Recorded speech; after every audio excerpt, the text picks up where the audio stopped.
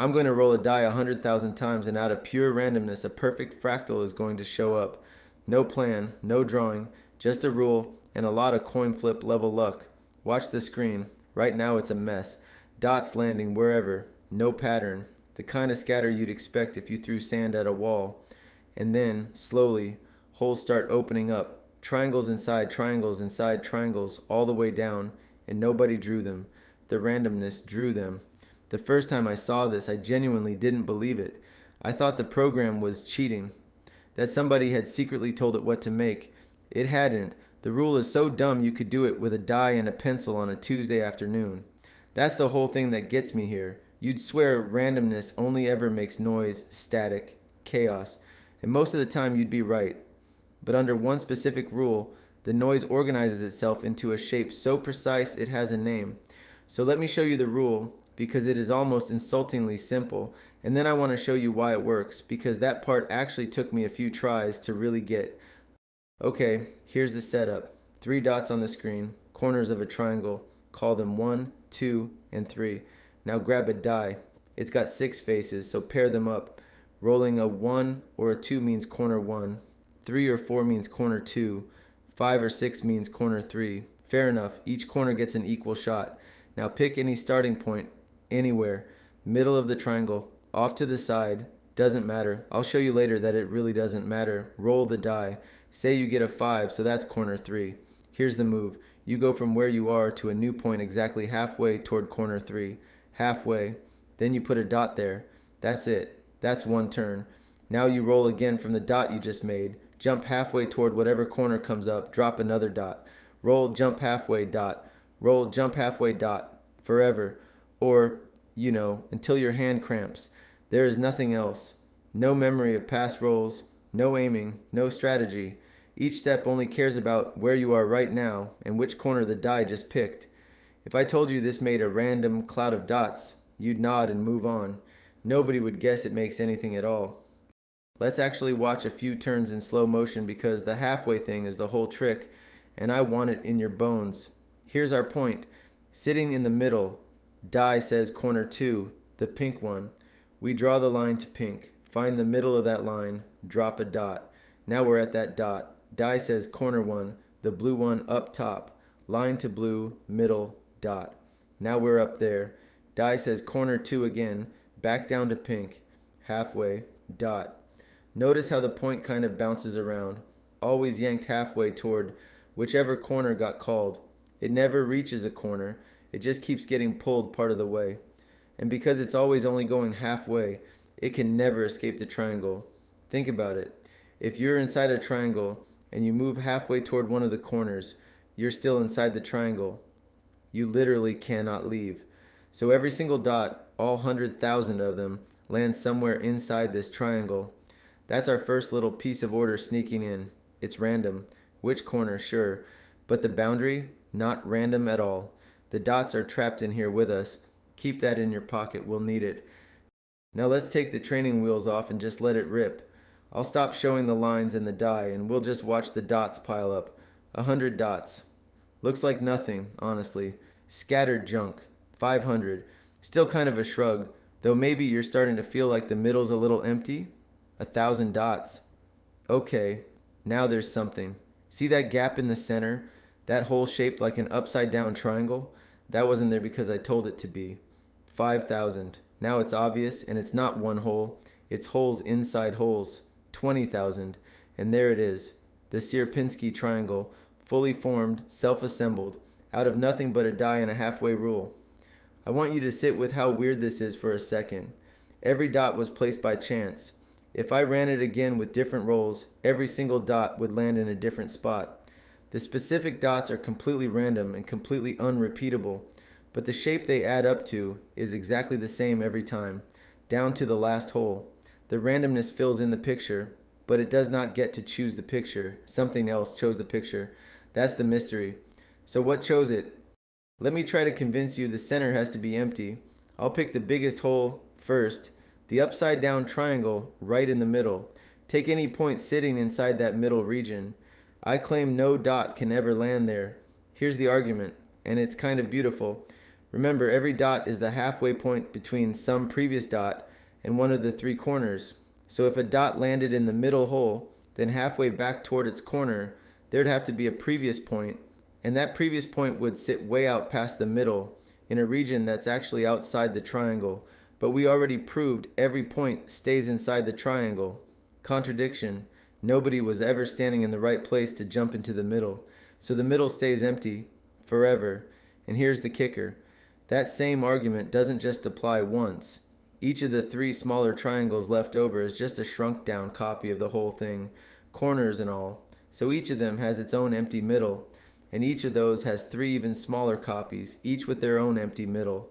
The holes aren't a coincidence stacked on holes. It's one rule echoing at every scale. I want to reframe that halfway move, because once it clicked for me, the whole thing stopped feeling like magic and started feeling almost obvious. Jumping halfway toward a corner is really just shrinking. Take the entire triangle and imagine grabbing it and squishing it toward corner one until it's half the size, tucked into that corner.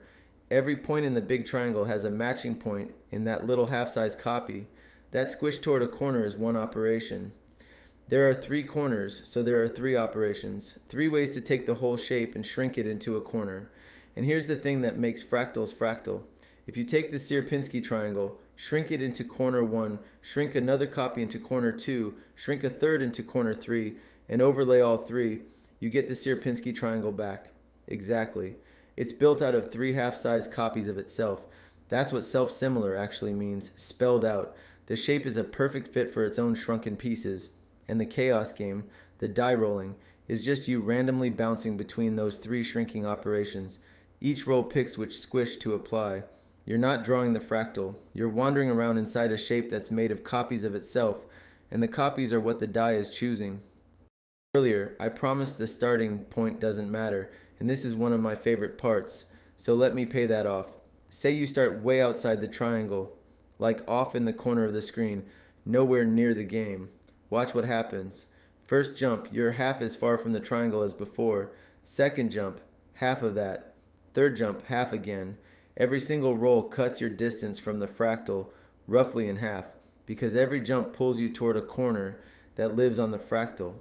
So within maybe 10 or 15 rolls, you're so close to the Sierpinski triangle that you're basically on it, closer than a pixel, which means those first few dots, the ones from before you got sucked in, they're garbage. They're not part of the shape. They're just the trail of you falling toward it. So in practice, you throw away the first 10 or 20 dots and never look at them again. After that, every dot you place is on the fractal, and it stays on the fractal. That's why the starting point is a free choice. The game forgets where you began almost immediately. Chaos with a very short memory, which, honestly, relatable. Now let's break it, because the best way to understand a rule is to see what the neighbors look like. First, what if instead of halfway, we jump 2/3 of the way toward each corner? Bigger jumps, further out each time.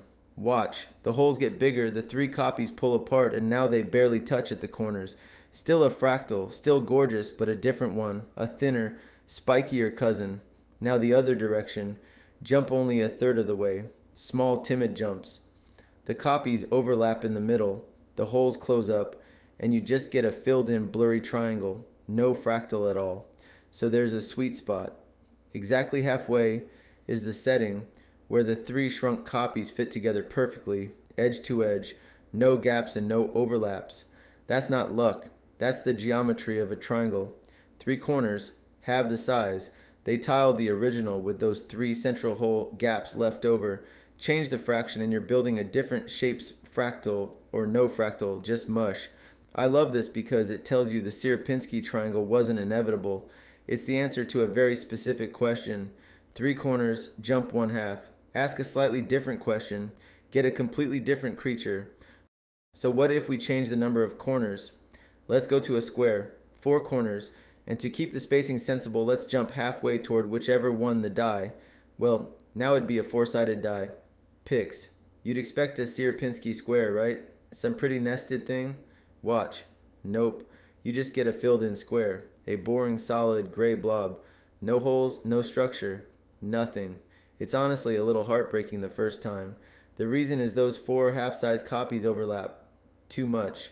They cover the whole square with room to spare, so there's no gap left to become a hole. But here's the fix, and it's a great one. Add a tiny rule. You're not allowed to pick the same corner twice in a row. Suddenly, structure.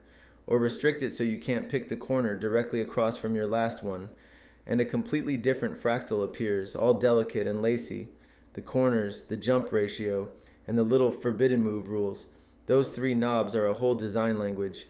There's an entire zoo of fractals living in this one dumb game, and each one is just a different setting on the same three dials. I've been keeping the operation simple, just shrink toward a corner, but you're allowed to do more than shrink. You can shrink and rotate, shrink and stretch, shrink and flip. Each of those is still a little rule that takes the whole picture and maps it somewhere smaller. Give the game a well-chosen set of those. Roll to pick one each step, and watch what falls out. This is 4 rules. Just 4. One of them barely does anything. It just makes the stem. The other 3 copy the whole fern into a smaller tilted fern over and over. And out of 4 rules and a die, you get this. A fern. A believable botanical. You'd pick it out of a garden fern, with a main frond and little fronds branching off, and even tinier fronds on those. Nobody drew a single leaf. 4 transformations and randomness drew every leaf. This is called Barnsley's fern. And when I first rendered it, I actually laughed out loud, because it feels like you cheated nature. The same exact machine that made the triangle, dots jumping between shrinking rules, makes a plant. The only thing that changed was the rules, which really makes you wonder how much of the actual fern outside your window is running something not so different. Let me name the thing we've actually been doing, because it has a name and it's a genuinely deep idea. A set of shrinking rules like this is called an iterated function system. And there's a theorem that says any such system has exactly one shape that it leaves unchanged, the shape made of its own shrunk copies. That shape is called the attractor, and it's completely determined by the rules, not by the randomness. The randomness never had a vote. So why does rolling a die find it? Because the attractor is sticky. Once you're near it, every rule keeps you near it, and the rule you skip toward pulls you into a different part of it each time. Roll enough and you get shoved into every nook of the attractor, evenly, filling it in. The die isn't creating the shape.